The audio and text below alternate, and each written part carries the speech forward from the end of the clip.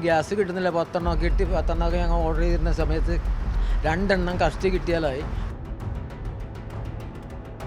ഒത്തിരി ബാധിച്ചിട്ടുണ്ട്. കാരണം വെച്ചാൽ ഇവിടെ കച്ചവടത്തിന് പകുതിയുടെ മേലും കച്ചവടം കിട്ടുന്നില്ല. ഇപ്പോൾ നല്ല രീതിയിലുള്ള ഭക്ഷണം കൊടുക്കണമെന്നുണ്ടെങ്കിൽ ഇത് കണ്ടിന്യൂസ് ആയിട്ട് കത്തിക്കൊണ്ടിരുന്നാലേ നടക്കുള്ളൂ. അപ്പോൾ അതുകൊണ്ട് അങ്ങനെയുള്ള സാധനങ്ങളൊക്കെ ഒഴിവാക്കി പകരം നമ്മൾക്ക് കിട്ടുന്ന ഗ്യാസ് കൊണ്ട് ചെയ്യാൻ പറ്റുന്ന സാധനങ്ങൾ ഉണ്ടാക്കി അത് മാത്രം കൊടുക്കുന്നു. അതേ നടക്കുള്ളൂ. പിന്നെ ഞങ്ങൾ പിടിച്ച് ഒരു നേരം നീട്ടിക്കൊണ്ട് പോകണേ, അടച്ചിട്ടുണ്ടല്ലോ എന്നുള്ള ഉദ്ദേശത്തിൽ നീട്ടിക്കൊണ്ട് പോകണേ.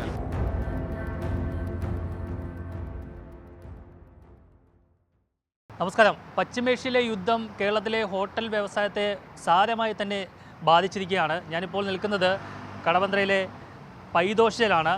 ഇവിടെ ഗ്യാസിൻ്റെ ക്ഷാമം മൂലം അവർ ഈ സാധാരണ വിറകടുപ്പിലേക്ക് മാറ്റുവാനുള്ള ഒരു തീരുമാനത്തിലേക്കൊക്കെ എത്തിയിട്ടുണ്ട്. എന്തായാലും പൈതോഷയുടെ ഒരു മാനേജർ നമ്മോടൊപ്പം ഉണ്ട്. അപ്പോൾ അദ്ദേഹത്തോട് നമുക്ക് ഈ കാര്യങ്ങളൊക്കെ ഒന്ന് ചോദിക്കാം. എങ്ങനെയാണ് അവരുടെ ഒരു ഗ്യാസ് ക്ഷാമം എന്നൊക്കെ. ചേട്ടാ, ഈ ഗ്യാസ് ക്ഷാമം എത്രത്തോളം നമുക്ക് ബാധിച്ചിട്ടുണ്ട്? ഒത്തിരി ബാധിച്ചിട്ടുണ്ട്. കാരണം വെച്ചാൽ ഇവിടെ കച്ചവടത്തിന് പകുതിയുടെ മേലും കച്ചവടം കിട്ടുന്നില്ല. ഇപ്പോൾ പിന്നെയെന്ന് വെച്ചാൽ ഗ്യാസ് കിട്ടുന്നില്ല. 10 കിട്ടി. 10 ഞങ്ങൾ ഓർഡർ ചെയ്തിരുന്ന സമയത്ത് 2 കഷ്ടി കിട്ടിയാലായി. പക്ഷേ അതുകൊണ്ട് തന്നെ ഞങ്ങൾ പല ഐറ്റങ്ങളും കുറക്കേണ്ടി വരുന്നുണ്ട്.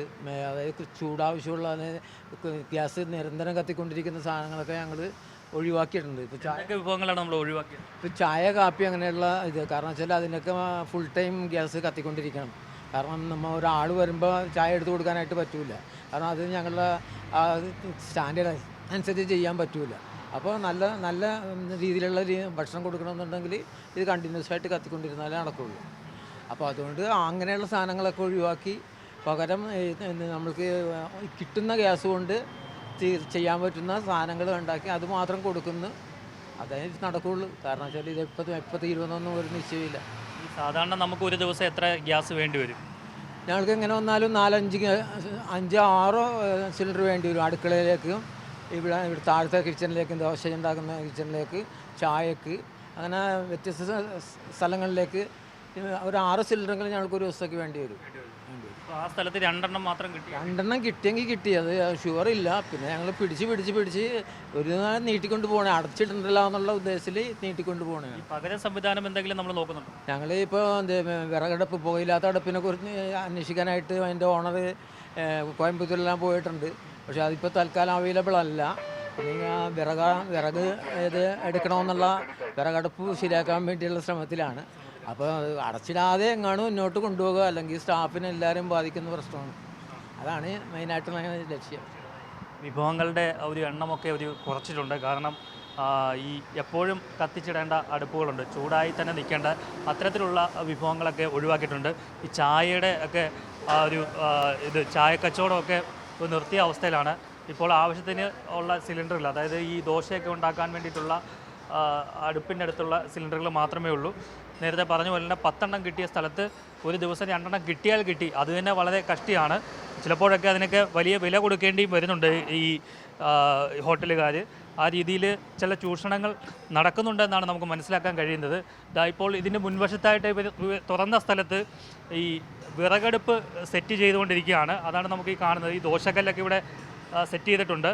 അപ്പോൾ അതിൻ്റെ ഈ വർക്കുകൾ നടന്നുകൊണ്ടിരിക്കുകയാണ്. കാരണം എന്നാണ് ഈ ഗ്യാസ് ക്ഷാമം തീരുന്നത്, LPG ക്ഷാമം തീരുന്നത് എന്ന് പറയാൻ പറ്റില്ല. അതിന് മുന്നോടിയായിട്ട് തന്നെ അതിനുവേണ്ട ഒരുക്കങ്ങളൊക്കെ അവർ നടത്തിക്കൊണ്ടിരിക്കുകയാണ്. അല്ലെങ്കിൽ പൂർണ്ണമായും ഈ ഹോട്ടലുകൾ അടച്ചിടേണ്ട ഒരു അവസ്ഥയിലേക്ക് പോകും.